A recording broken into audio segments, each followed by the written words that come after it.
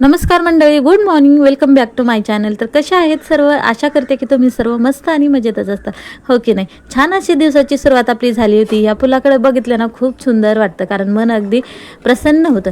आणि इथे लगेच मी स्वयंपाकाला लागले. पटापट सगळं कामं आवरून घेतली, आंघोळ वगैरे करून घेतली, पाणी भरलं, देवपूजा करून घेतली आणि म्हटलं चला आता मला डबा द्यायचा होता, त्यामुळे मी तर पटापट कामाला लागले. स्वयंपाकासाठी मी बनवले होते इथे सांबर आणि इथं बनवली होती मी सुकटची चटणी. तर आता हे बऱ्याच लोकांना माहिती असेल तर काहींना माहिती नसेल. आता ही सुकटची चटणी म्हणजे काय, आणि सकाळ सकाळी ना या पसाऱ्याकडे काही तुम्ही लक्ष देऊ नका, हो की नाही. घरामध्ये थोडंसं डबा वगैरे काही द्यायचं म्हटलं ना तर भरपूर सारा धावपळ होते आणि एकटीच असते ना, त्यामुळे हे सगळे कामं पडतात. मग पटापट सगळं आवरून घेतलं, किचन वाटा वगैरे धुवून घेतला आणि मस्त असं सगळे भांडे वगैरे घासून ठेवलेले होते. आता म्हटलं चला आवरलं आहे तर आता हे भांडे वगैरे काढून ठेवावं, व्यवस्थित रॅकला लावून ठेवायची. आणि मिस्टरांना म्हणजे डब्बा घेऊन जायचं होतं सासऱ्यांकडे, त्यामुळे त्यांचाही डब्बा मला इथे भरून द्यायचा होता. पण आता माझं अंघोळ चालू होते ना, तेव्हा साईचं मात्र ओरडायचं काम चालू होतं की मम्मी मला चिप्स खायचे, चिप्स खायचे. आता पटापट ह्या सगळ्या गोष्टी करून घेतल्या आणि मी त्याला थांबवलं होतं की तुला मी नंतर देते. मग आधी मी स्वयंपाक करून घेतला, कारण डब्बा द्यायचा होता. आणि म्हटलं डब्याला उशीर झाला तर उगाच आपल्याला बोलणी खावी लागतील, हो की नाही. म्हणून म्हटलं मग मी बाकीचे सगळे कामं आवरून घेतले आणि मग नंतर ह्याला चिप्स देते असं बोलले होते मी. त्याच्यामुळे चांगले 2 तास त्याला मी थांबवलेलं होतं.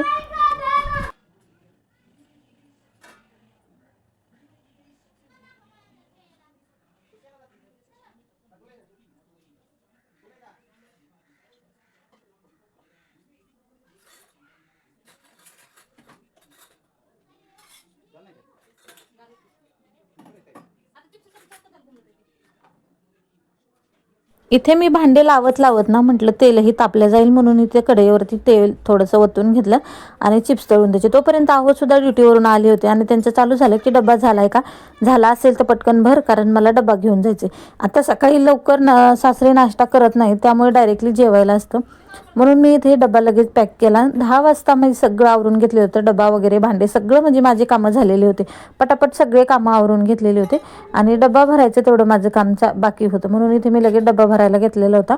तोपर्यंत म्हटलं चला आता तेल तापेपर्यंत आपण बाकीच्या गोष्टी करावेत, म्हणून इथे मी चिप्स वगैरे काढून घेतलं. कारण गेल्या वर्षीचे चिप्स आहेत, यावर्षी तर अजून उन्हाळ काम माझं झालंच नाही, वेळच नाही भेटला. तर इथे ना मी साबुदाण्याचे ना सांडगे घातलेले होते. तर साबुदाण्याचे सांडगे घालायचं अतिशय सोपी पद्धत आहे. त्यामध्ये साबुदाणा आधी रात्रभर भिजत घालायचा, थोडासा वाफलून घ्यायचा आणि बटाटे सुद्धा वाफलून घ्यायचे, किसून घ्यायचे. त्यात हिरवी मिरची, मीठ, म्हणजे जे काही आपल्याला घालायचे, मिठाचे करायचे असतील तर मिठाचे, आणि मिरची घालायची असेल तर मिरची घालून असं एकत्रित सगळं मळून घ्यायचं, मीठ वगैरे घालून. आणि छोटे छोटे आपण जे सांडगे तोडतो ना डाळीचे, त्याच पद्धतीने छोटे छोटे सांडगे तोडायचे. पण हे सांडगे चांगले कडक वाळायला ना 3-4 दिवस लागतात, पण वाळल्यानंतर अतिशय खमंग याची टेस्ट लागते आणि उपवासासाठी खूप छान आहेत. त्यामुळे हे आता खरं उपवासासाठी मी यावर्षी हे सांडगे बनवले होते. झाले होते तर खरं तर अर्धा किलोचेच केले होते, त्यामुळे खूप थोडे झाले होते. पण साईने जेव्हापासून खाल्लेत ना तेव्हापासून त्याला तेच आवडत राहतं. कधीही त्याला भूक लागली ना, जेवण कमी, पण मम्मी मला हे सांडगे तळून दे, मला चिप्स तळून दे, असं त्याला गोष्टी खूप आवडतात. त्यामुळे ना इथे मी त्याच्यासाठी सगळे खरं तर संपून गेलेत. प्रत्येक वेळेस त्याला तो म्हणजे उपवासासाठी केले होते, पण उपवासाला काही राहणार नाहीत असं मला वाटते. त्यामुळे चला म्हटलं आता ही मुलं खात येतात, आता त्यांच्याशिवाय काय, हो की नाही. म्हणून मी आता हे सगळं त्यांच्यासाठी ते तळायला घेतलं. शौर्य काय अशा गोष्टींमध्ये इंटरेस्ट घेत नाही, पण साईचं मात्र चालू असतं. त्याला जेवण कमी आणि बाहेरचे असं काही नाही काही चालू असतं.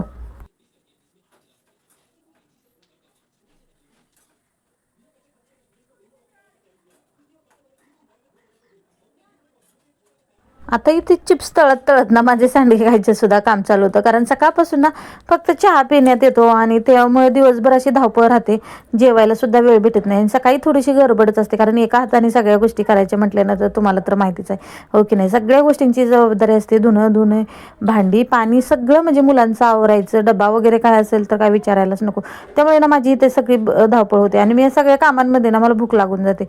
खरं तर भूक लागलेली असते, पण खाण्यासाठी वेळ भेटत नाही, त्यामुळे खायचं राहून जातं. मग असं काहीतरी चालू राहतं माझं, थोडं थोडं जर दिसलं तर अधूनमधून मी थोडंसं खात राहते. जास्त तर काही मी खात नाही ते चिप्स वगैरे, असं म्हणजे तळले होते सांडगे म्हणून मी खाल्ले, तसं तर काही मी खात नाही एवढं.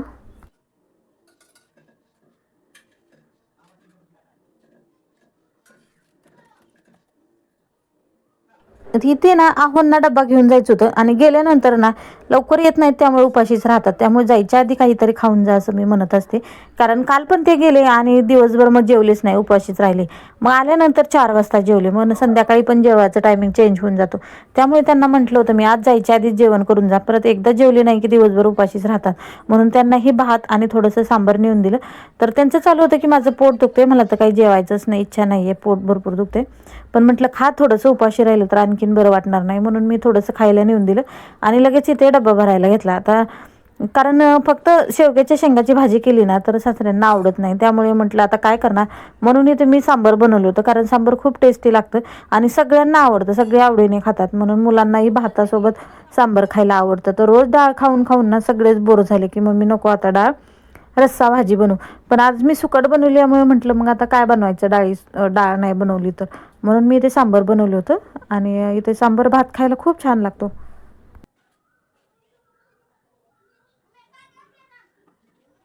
तर तुम्हाला पण सांबार भात खायला आवडतो का, कमेंट करून मला नक्की सांगा. तर बघा इथे सगळा डबा मी भरून घेतला आणि आहोंना सुद्धा विचारलं, म्हटलं आज काय एवढी भाजी, किती भाजी लागेल यांना. कारण असं डबा कधी द्यायची वेळ येत नाही आणि ह्यांना माहिती असतं आपल्याला, खरं हो की नाही. म्हणजे असं नवीन अचानक आलं तर सासरे खरं तर गावी असतात, इथे नसतात, त्यामुळे अंदाज येत नाही पटकन की किती लागेल किती नाही. त्यामुळे थोडंसं विचारूनच मी शक्यतो सगळे कामं करत असे. तर सगळं आवरलं होतं, पण दुपारच्या वेळेस ना मुलांचं मात्र गोंधळ चालू होता.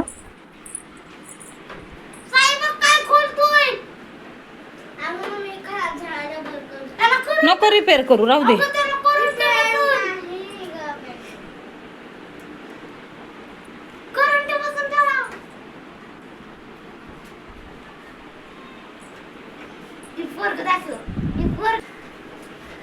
नीट लिहिस शौर्य, वरती घे वही.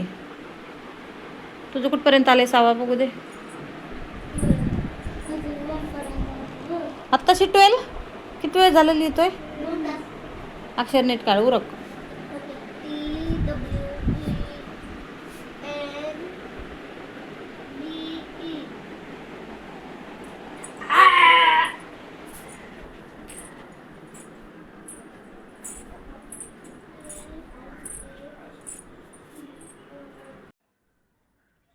आता नुसते त्यांचा आरडाओरडा असल्यामुळे ना 2-2 धपाटे टाकले आणि अभ्यासाला बसवलं.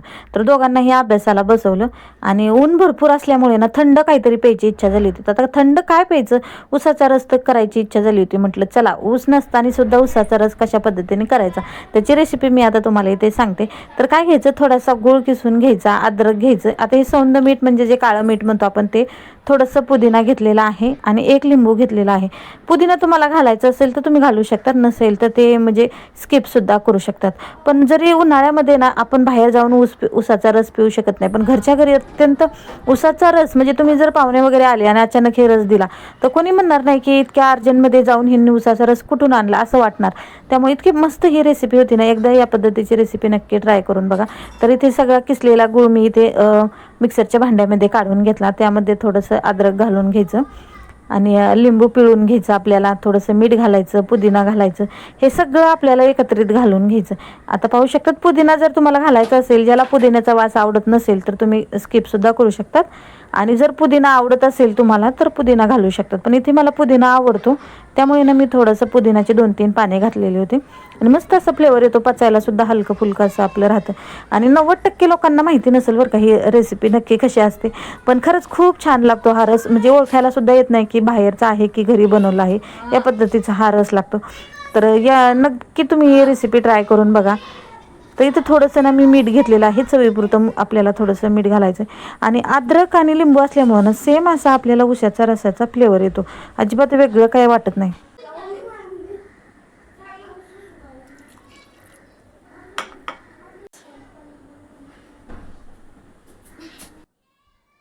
तर हे सगळं ना मी मिक्सरच्या भांड्यामध्ये काढून घेतलं. यामध्ये थोडं गार पाणी पण टाकून घेतलेलं आहे, कारण आपल्याला फ्रीजमधलं थंड पाणी वापरायचं आहे. जर तुमच्याकडे थंड पाणी फ्रीजमध्ये ठेवलेलं नसेल तर आपण महाट म्हणतो किंवा डेरा, जे काही तुम्ही म्हणता ना आपण, म्हणजे थंड पाणी करण्यासाठी उन्हाळ्यामध्ये सगळ्यांच्या घरी असतो मातीचा, हो की नाही. तर आमच्या इकडे त्याला महाट म्हणतात. तर तुमच्या इकडे काय म्हणतात हे कमेंट करून नक्की सांगा. तर त्या माठातलं पाणी घालायचं आहे आपल्याला. तर मग मी ते मिक्सरमध्ये आधीच पाणी ठेवलं होतं, म्हटलं आपल्याला हे बनवायचं आहे म्हणून फ्रीजमध्ये मी पाणीचा एक ग्लास भरून ठेवलेला होता, तर तो मी घेतला इथे आणि थोडंसं पाणी घातलं. आता थंड पाणी आणि बर्फाचे तुकडे का घालायचे, तर ते आपण बाहेर जसा दुकानामध्ये रस पिऊन येतो की बाबा त्याला फेस वगैरे आलेला असतो, तसं फेसाळलेला रस बनवण्यासाठी आपल्याला तसं चिल असं पाणी लागतं, म्हणजे थंड पाणी किंवा बर्फाचे तुकडे आपल्याला लागतात. तर हे सगळं मी मिक्सरमध्ये फिरवून घेतलं. 2-3 मिनटं म्हणजे सगळं बारीक होईपर्यंत आपल्याला हे फिरवून घ्यायचं आणि गाळणीच्या साह्याने गाळून घ्यायचं. आता गाळणी छोटीच होती माझी जरा, त्याच्यामुळे ते पटकन निघत नव्हतं. आता हे घट्ट मिश्रण झालेलं होतं, कारण पाणी जास्त ओतलं ना तर मिक्सरच्या भांड्यामधून पाणी बाहेर सांडतं. त्यामुळे जास्त काही पाणी घालायचं नाही आपल्याला. नंतर हे पातेल्यामध्ये किंवा म्हणजे तुम्हाला जितकं बनवायचं, आता मी ग्लासामध्येच बनवलं होतं कारण मला थोडाच बनवायचा तर 1 ग्लास, तर ते मी यामध्येच ठेवलं. जर तुम्हाला जास्त बनवायचं असेल तर असंच मिक्सरमध्ये फिरून घ्यायचं, पातेल्यामध्ये घालायचं आणि एकदम पातळ पाणी म्हणजे पाणी घालून बनवायचं. तर तुम्ही बघू शकतात अगदी बाहेर भेटतो त्या पद्धतीचा हा आपला मस्त असा उसाचा रस तयार होतो. मग त्यामध्ये थंड लागण्यासाठी नंतर मी बर्फाचे तुकडे घातलेले होते. तर अतिशय सुंदर असा आपला हा उसाचा रस तयार होतो. व्हिडिओ आवडला असेल तर ही रेसिपी नक्की ट्राय करून बघा आणि आपल्या चॅनलला लाईक करा, शेअर करा आणि सबस्क्राईब करायला विसरू नका. चलो तर मग भेटूया नेक्स्ट ब्लॉग. तोपर्यंत सर्वांना